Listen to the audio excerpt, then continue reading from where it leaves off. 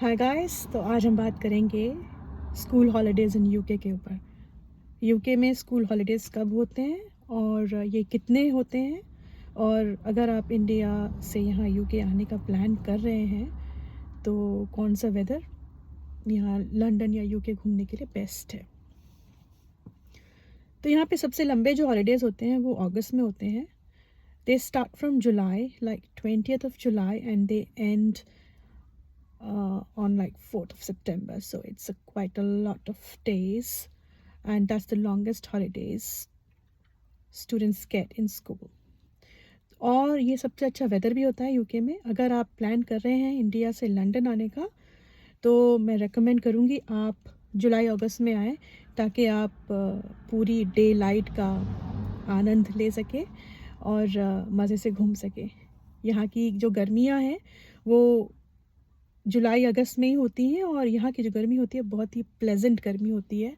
Means you will like it. It's not like in India where you avoid July August season because of lots of rain and humidity and hotness. It's the other way around in London. That is the best weather if you want to come and visit London. So do come in July and August if you're planning. The other holidays we have are in December. December is known for Christmas break, and you just get like 2 weeks holidays in December, which starts from like 20th of December and it ends on like 5th of January.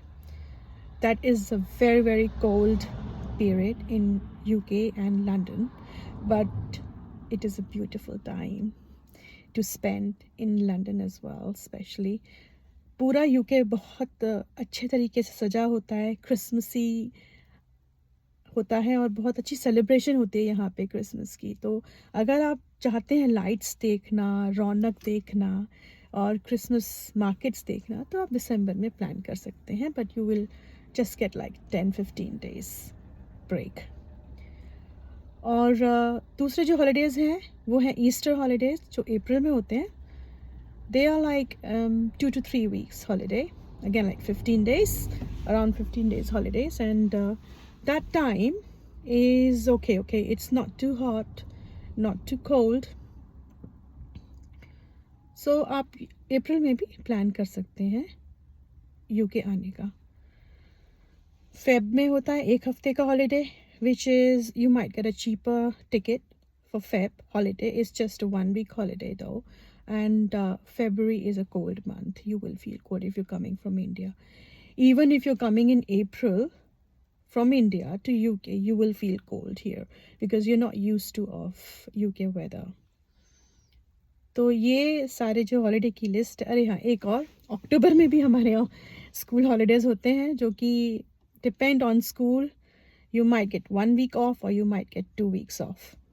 तो आप अक्टूबर में भी आ सकते हैं, लेकिन again ठंड होगी और दिन छोटे होने शुरू हो जाते हैं, रात 4-5 बजे होनी शुरू हो जाती है, तो it's not that ideal time to come.